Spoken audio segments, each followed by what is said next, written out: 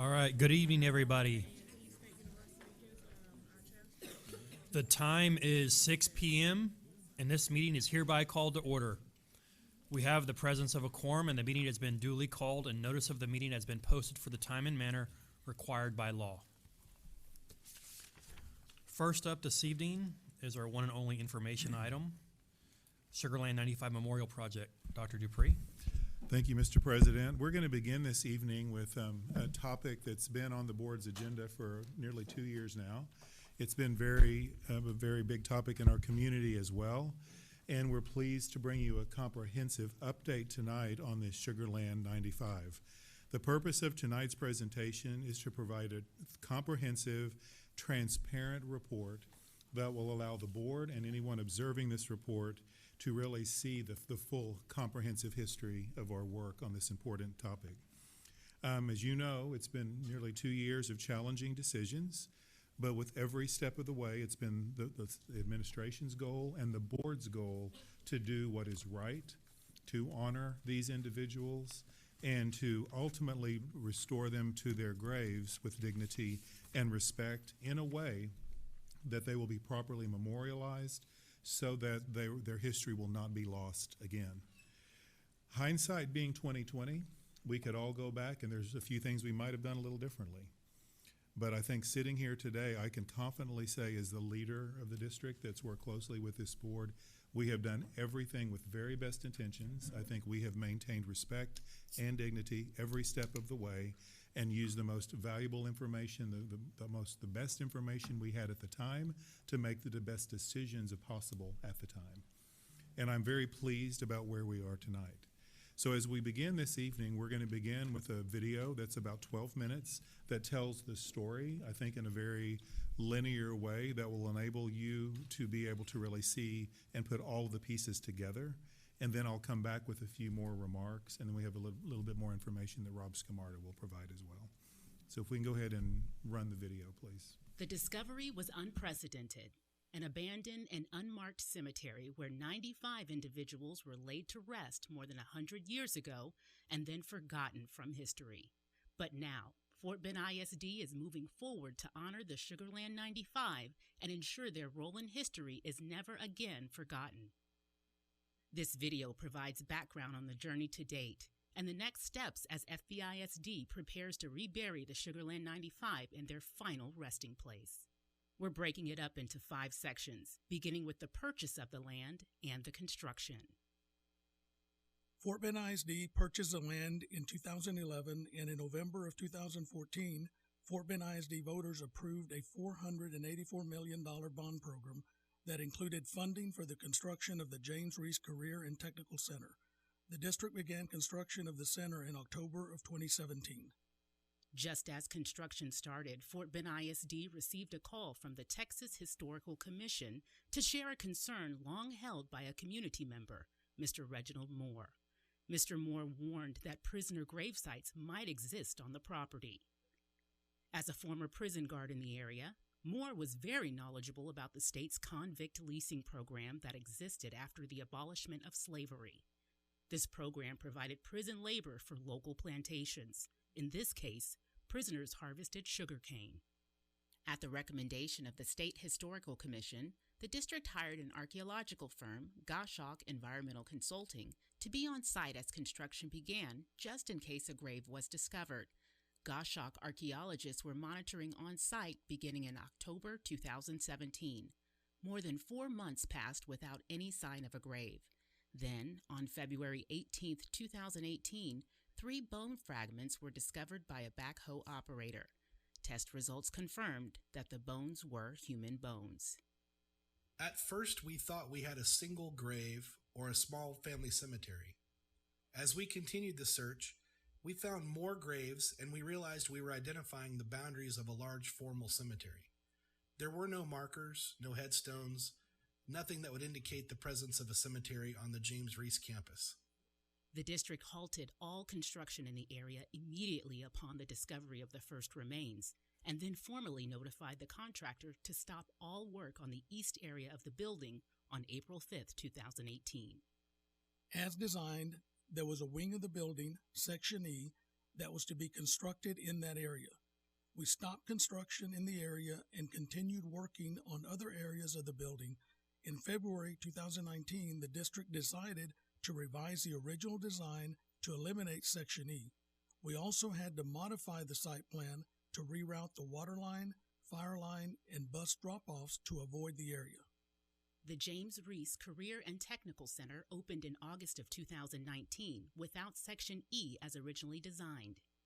Earlier, you heard from Rain Clark, who oversaw the teams of archaeologists that carefully excavated the graves and exhumed the remains. His team helped curate teeth and bone samples for isotope analysis and DNA sequencing. From March 2018 to June 2018, working in collaboration with and under the direction of the Texas Historical Commission, his team established the cemetery boundaries. To identify the location of graves, we searched within a 50-foot radius of each identified grave shaft. We extended the investigation 50 feet beyond the cemetery boundary and searched all areas within the investigation boundary, thus establishing the west, north, and east cemetery boundaries. We suspected that the original stream course of Bullhead Bayou formed a natural southern boundary for the cemetery. We excavated across Bullhead Bayou to identify the old infilled stream bed and continued on to the southern terrace. We continued our investigation to be certain no graves had been placed on the south terrace of Bullhead Bayou.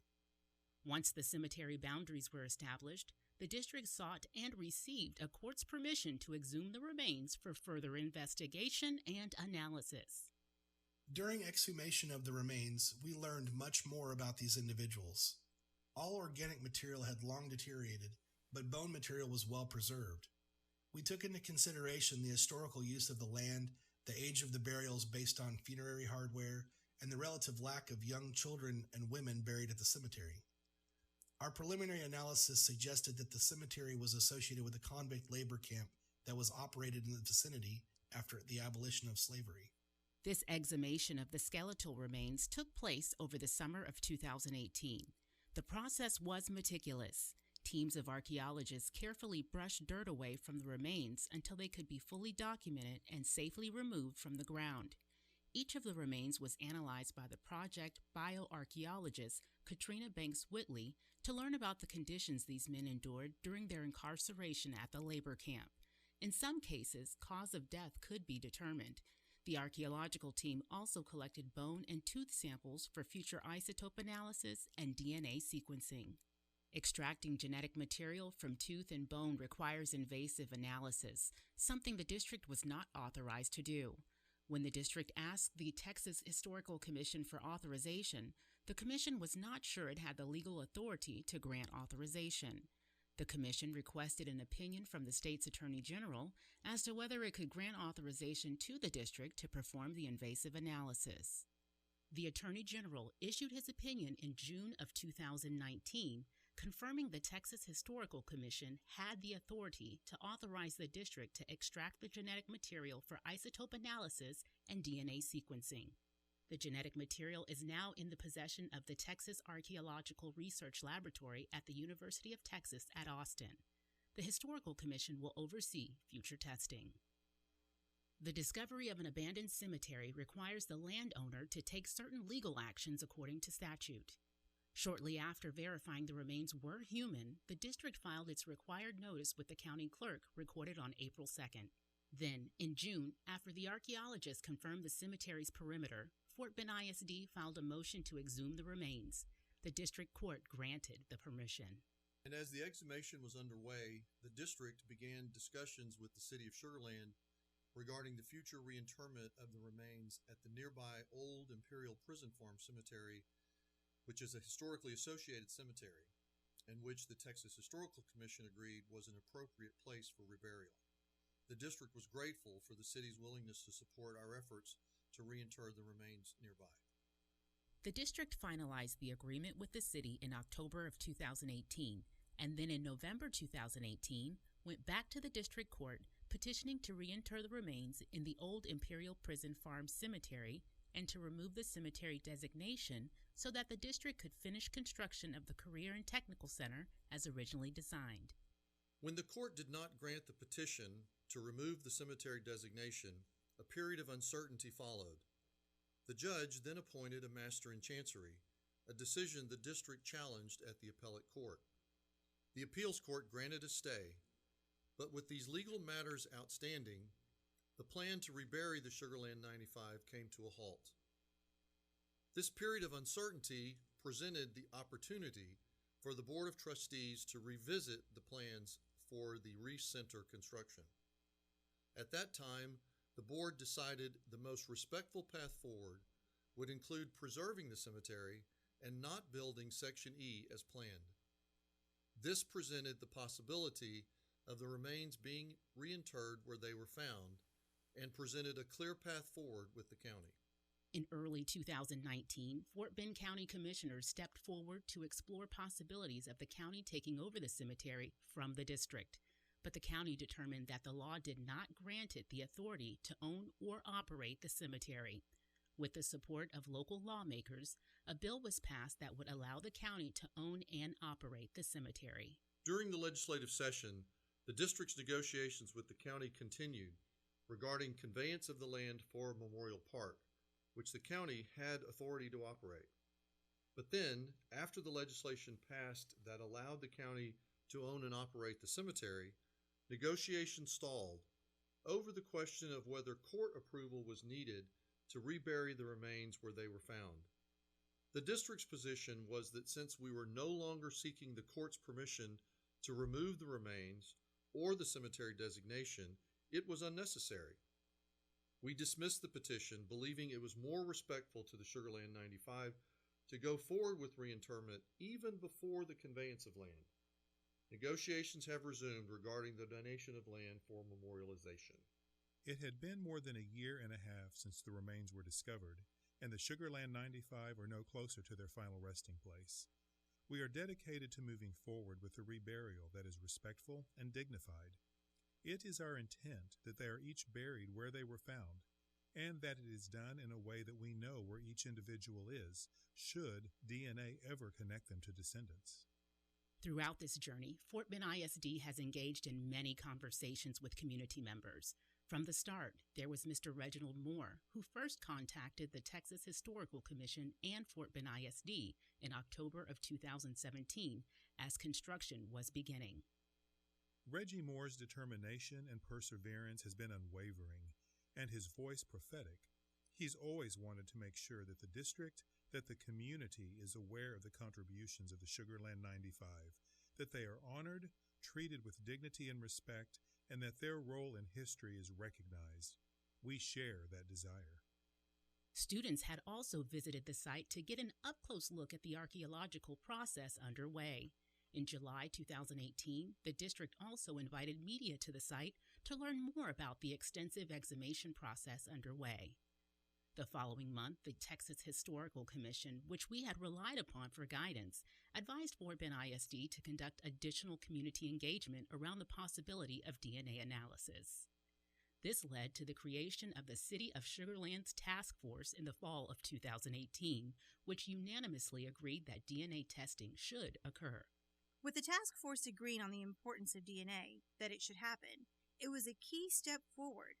But then, the Commission indicated that they did not have the authority to grant this analysis, so that was another challenge. And really, this is all rooted in the fact that this has been unprecedented for all of us. In early 2019, an advisory committee continued working on various topics, including how to educate students about the discovery. This has been an emotional process for so many of us, because it brings us a part of history that is not pleasant. Convict leasing was a brutal system that was unjust and unfair, but it happened. Throughout this process, we've learned more about the atrocities of the system, giving us all pause. We've learned a lot, and we are moving forward to ensure that our students also learn about this piece of local history.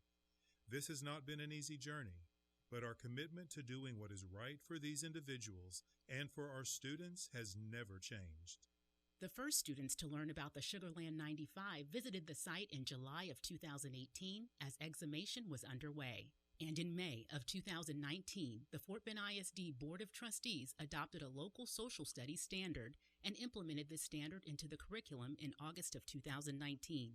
This means that FBISD students at all levels will be learning about convict leasing as they learn to think like historians, learning about injustices of the past, and commemorating the lives of the Sugarland 95. The discovery was unprecedented. So as I noted, the intent of that video was to provide a timeline. As we were planning tonight, we were having trouble organizing in such a way that it could tell the whole story, but I feel like the video has captured the story.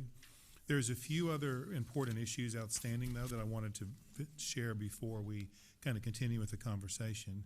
First, on the agenda tonight for your consideration is, for your review this evening, the agenda review, is a contract for the reinterment services. I'm going to ask Rob to share a little bit more information and detail about that in just a few minutes. But before we get there, I do want to share that the plan at this point is to organize a committee made up of community members to help to plan that ceremony. We want to identify a chair from the community and invite members from the board, representatives of the board of the Convict Labor and Leasing Project, CLIP, as well as members of the FBISD Sugarland 95 Advisory Committee who worked on the memorialization subcommittee. We're going to invite them to join the planning committee because we want this to be a community-based memorial project. We also want to include student voice, projects, speakers, and those kinds of things, so this has a true representative way that the students will be learning and participating, in addition to the community members that have indicated a great interest and desire to participate. The goal, the objective we have is that we want to plan two separate ceremonies, a pre-burial ceremony and blessing, if you will, before we open the first grave and begin transferring the remains into actual caskets. And then once they're all re-entered, then we want to have a second, much larger ceremony that again recognizes all of these individuals, their significance in history, and laying them to their final rest, if you will. And again, both of these would be very open and public services for anyone to come to our community. It would come from our community, so we're going to be very public once those dates are set in getting that word out. I'm going to I'm going to let Rob. Well, let me think. I'm going to go ahead and go through one more topic, and then I'm going to let Rob talk about the contract. Another topic that is outstanding for us right now is, you've heard reference to DNA testing. There's a lot of work going on. As you know, Tarl at the University of Texas has got possession. They're going to be working to identify teams to handle that. They're going to oversee all the DNA testing. In the meantime, though, members of our own community have been working with Goshawk to perform archival studies of Texas prison records. And they believe, they're telling us at this point, they've identified the names of 64 individuals who were in this labor camp at some point. Now, but what's important to note, though, is there's names of individuals who were documented as being in this camp and dying in this camp, but there's not a way at this point to connect a name to a body. So as the DNA testing is done, that's why that's so critical, is at some point this could all come together, where then once the DNA testing is done and we can identify specific remains with specific DNA sequencing and indicators, then through genealogy studies we'll be able to then perhaps identify descendants. Now, all of this would not be under the district's purview, of course. That would be under the Texas Historical Commission. They'll be overseeing all of this work. But once Tarl finishes their work, once the Goshawk finishes their work, they'll issue a final report that would then go to the Texas Historical Commission and to Fort Bend ISD. So I'm going to ask Rob to go ahead and share a little bit more about the contract that's on the agenda for your consideration this month. Good evening. Thank you, Dr. Dupree, Mr. President, members of the board. As you will recall, back in July, recognizing that it was the district's responsibility to ensure that the skeletal remains were respected, and it was not a good idea to delay the reinterment any longer, you directed the administration to move forward with plans for reburial. I want to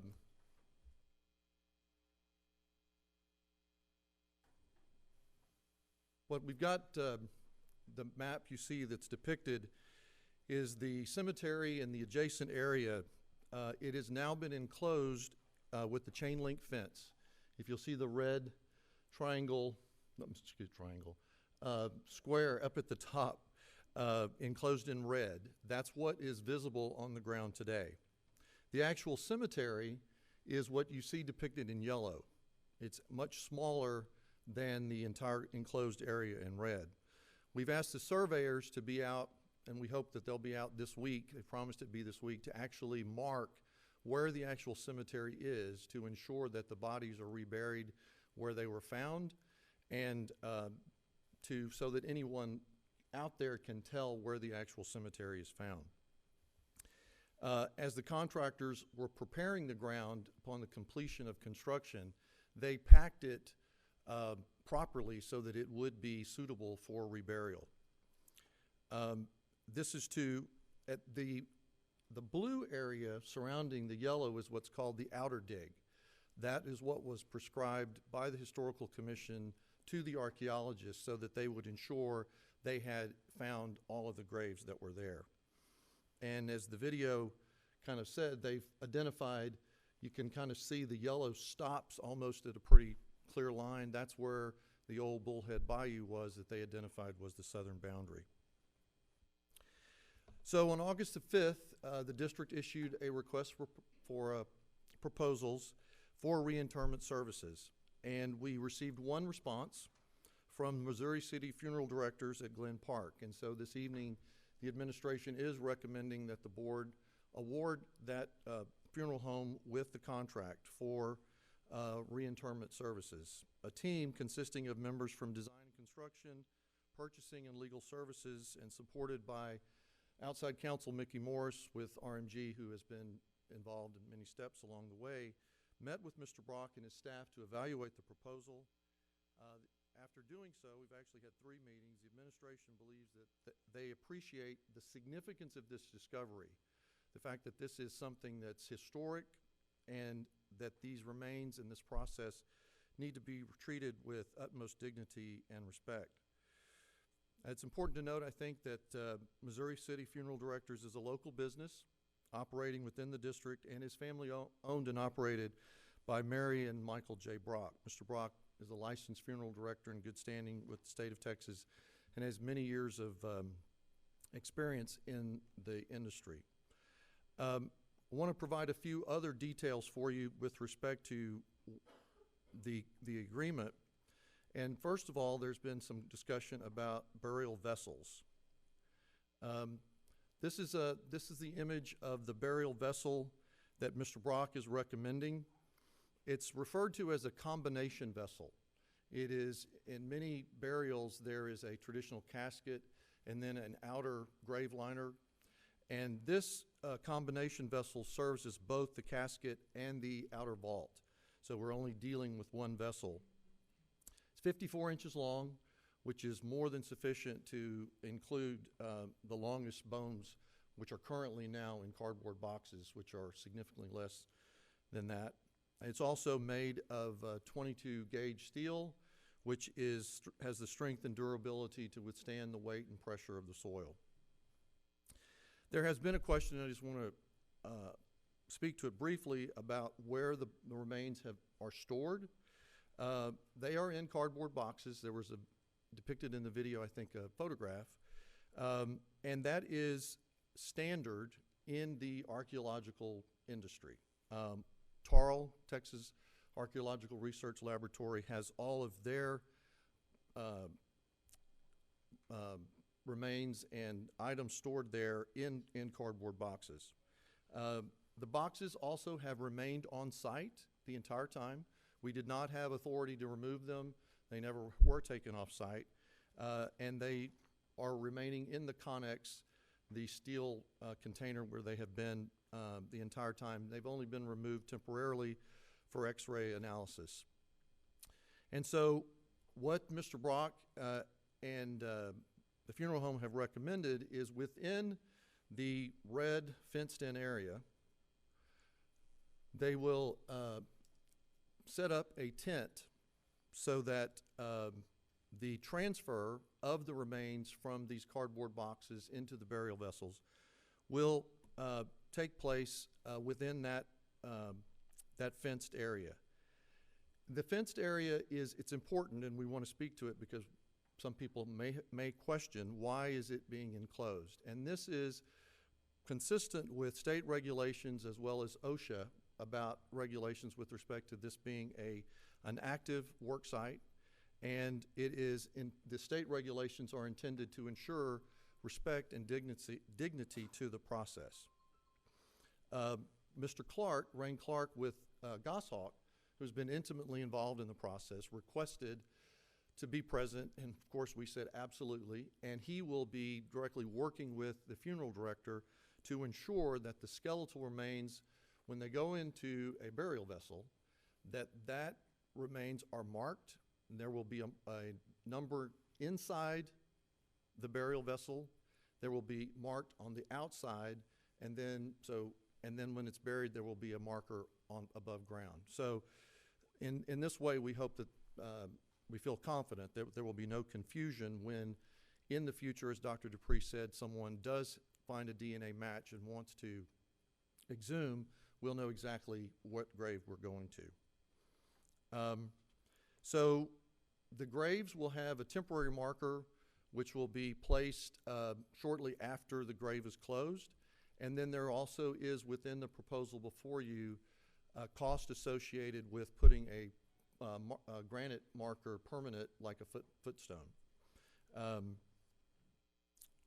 And so the number of the remains will always be visible to anyone who visits the site. Yeah. So in closing, what I'd like to say, just in conclusion, so again, we've tried to tell a comprehensive story of where we've been and where we are this evening. We're hoping to finalize terms once the board should approve this contract next week. We want to immediately get to work identifying dates for the memorials and getting the committee busy so that we can rebury these individuals sometime in late October to early November. That would be our goal. So at this point, what I'd like to do is open it up to questions to the board. We have various staff members who are prepared to respond to any questions you may have. Ms. Haliger. Thank you. So first of all, thank you for the presentation tonight. I think it. I don't know if it's on. It's not on? Can you not talk hear me? closer. Can y'all hear me now? There we go. Okay, thank you. All right, so first of all, thank you all for putting that very detailed presentation together. I think, for those of us who've been going through it over the last year and a half, things seem to have gotten a little, mixed up at times, and this kind of clearly puts the order for this event in place. And so I'm really appreciative of us being able to move forward with these plans. I think the vessels, having the ability to have those vessels, I think the community really wanted to understand the type of vessels that we were going to be using to rebury these bodies, because I think there was a notion that maybe we were skimming in some sorts, on the type of vessels that we were going to do, and I'm glad to know that we were taking in consideration, the steel, I'm not sure if it's that exact vessel that's going to be done. I mean, I can't really see the top of that vessel, but it looks like some Afrocentric carvings on it. I don't know what it means, but I'm interested to see what that looks like. I was hoping that the funeral home possibly was here tonight. Yes. He is here? Okay. And then also, is he here? Can you ask Mr. Brock? Okay. So, thank you for coming tonight. Can I ask him a question? Sure. Okay. Do you mind coming to the front, please?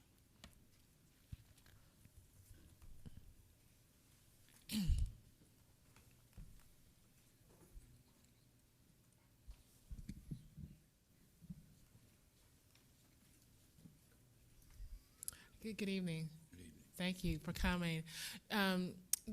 Is there, can you tell us the reason why you picked this particular vessel? Well, the reason we picked this particular vessel is that the company, which is Trigard, that we're dealing with, they are doing this this is the way it's made. That's the typical way it's being made. That company did over 300 300 burials when they moved the cemetery, and they used that particular vessel, and they were very comfortable with it. I can say that the United States VA cemetery uses the same type of liner, not this particular liner, but they have a good reputation. Nobody else makes anything that size, and they're going to do it for us. And they're going to make it look the wood grain. So the reason why I talked to Dr. Dupree and the attorney, you're not doing it cheaply, but it's cost efficient because we don't have to have a concrete liner. You don't have to have a casket, and it is a vault. It's a combination, it's casket and vault. Mm-hmm. And then I see the carvings on here. It just reminds me of a sundial in a sense, kind of Egyptian look to me.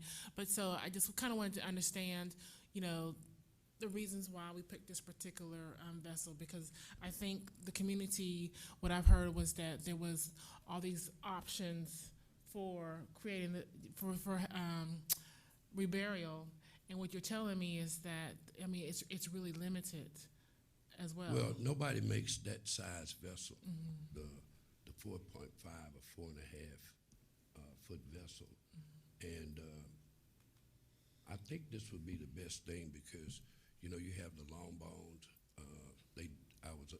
I have not seen the packaging, the boxes that the skeletal remains are in, and if we go into a long bone, which is a femur, we want to make sure that everything is done in a decent and professional manner. And we are going to have to, like I explained to them, once we take possession of them, excuse me, we're going to do, we've got to do powder formaldehyde in them, because if they come back, if you have to have someone to claim them, then you'll have it preserved. They will be kept into a liner, a plastic liner. They'll be marked with a tag inside their vessel. Then we're going to put on the inside of the vessel, we're going to put a name tag or identification markings, unknown, and then the number, and also the grave. Then once it's sealed, it's sealed. It won't, no water or anything will get into it. And it'll be marked on the foot end of it. Right here.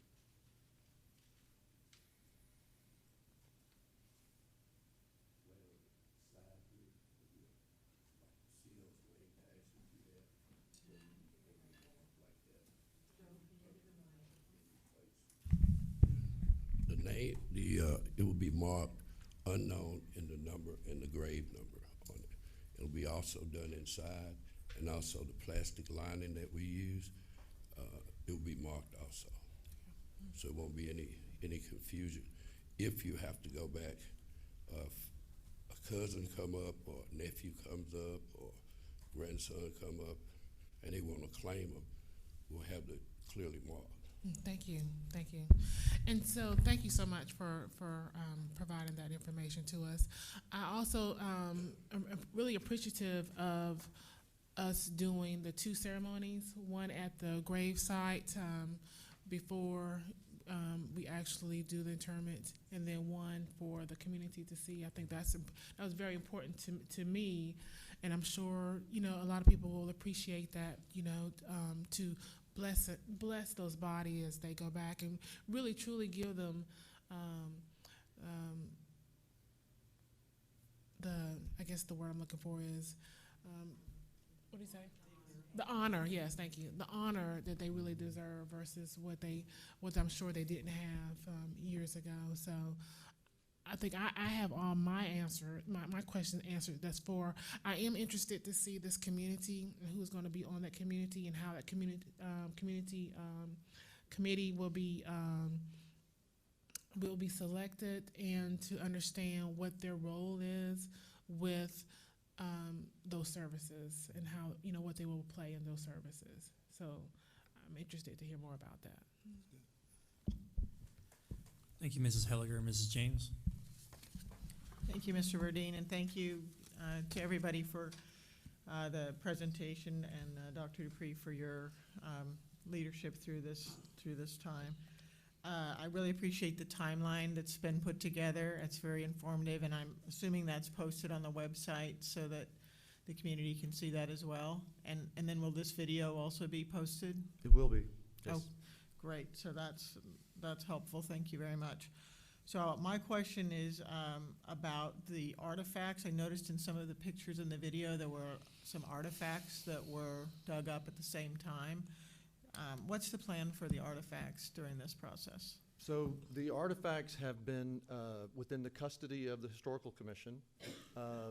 Their position, which we have not challenged, is that is theirs. They have ultimate responsibility for it. It is available for use so long as it's viewable by the public.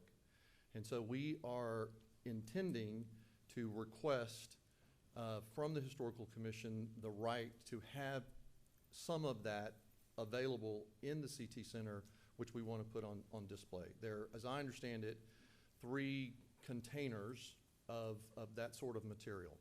So we are hopeful that the Historical Commission will allow that. We just haven't yet had that discussion. Well, I guess we're not quite to that stage yet, but I like that vision of that, because that gives us another touch point for the students to be able to see that as part of their regular routine. So I like that a lot.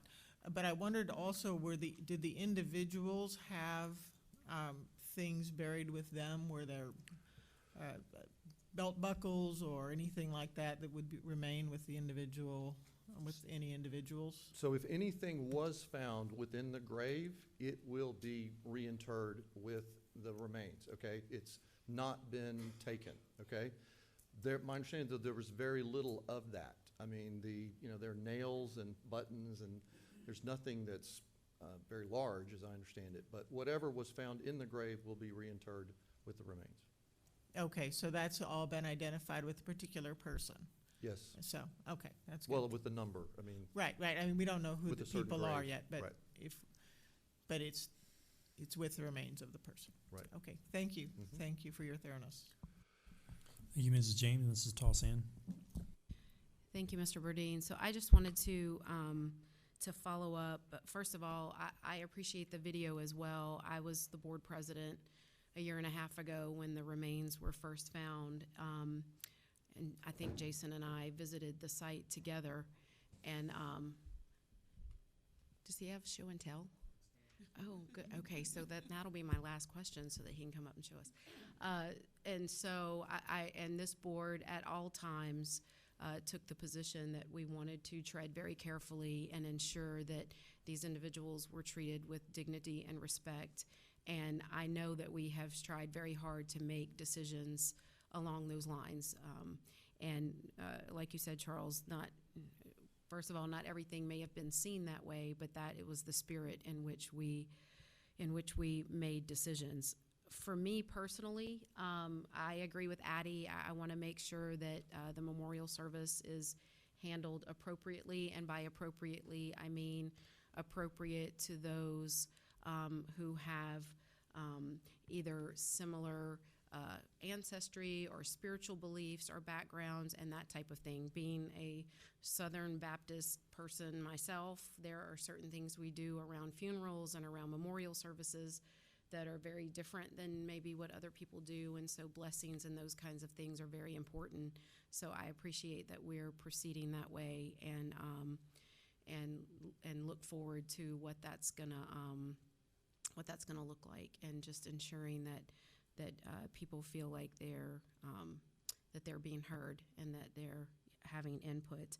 And I also would like to support the student portion of it.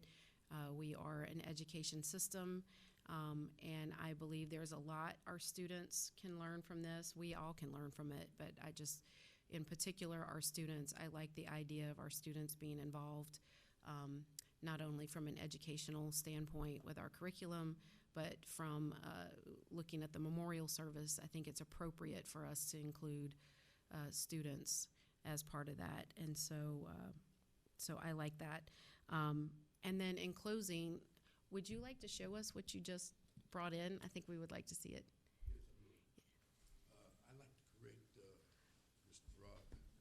I'd like to correct you on this. When I showed y'all the vessel, it is this poly. They don't make that in a steel. This will not corrode. It does support the earth's load around it, and I'll show you the reason why I selected it, because it was they've had many interments with these units. They also use it as a child unit, but they're gonna make it extra for the district. I did meet with the vice president of that corporation, and he's agreed to do that for us. So I'd like to show you Yes, please. what we have.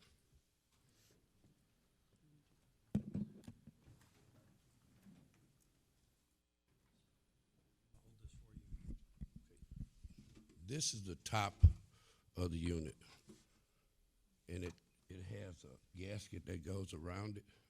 When it's pressed, it's steel. It makes one unit.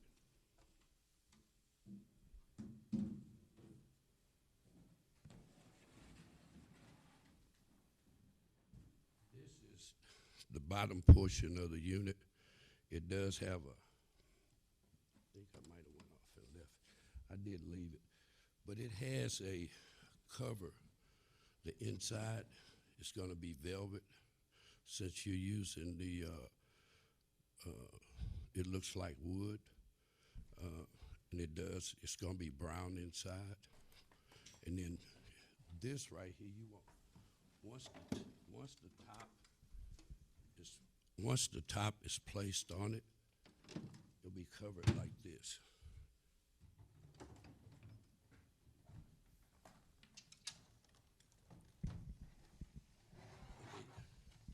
And then you won't see the grooves around there.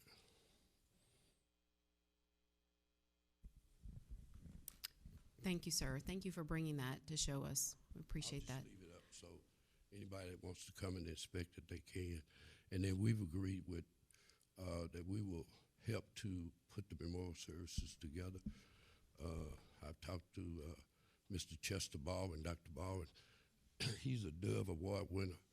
He's also the minister of music at Riceville Church, and he's done many of these things. When he was in Austin, he put together, excuse me, I almost got asthma,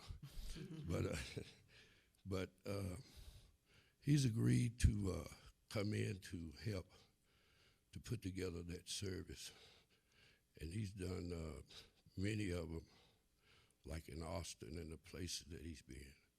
So he's agreed to come aboard with us. Thank you, sir. We appreciate it. Thank you. Thank you for being here this evening and for answering our questions. Appreciate that. That's all I have. Thank you, Mrs. Tossan. Do we have any other questions before I have just a few here?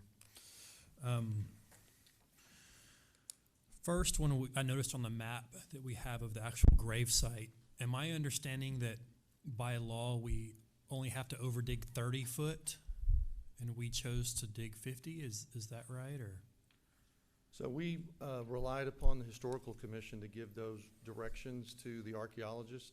And as you can see, it wasn't exact all the way around. When they got to the southern side where they believed the bayou course was, they actually went across and made like 3 trails and were satisfying themselves that they had gotten to the other side of the bayou. So. all right. So here's the big question. How much did this cost? How much has it costed at this point? So we have, I think, previously reported to the board, figure 5.4 million, including excavation, exhumation, costs with the delays in construction.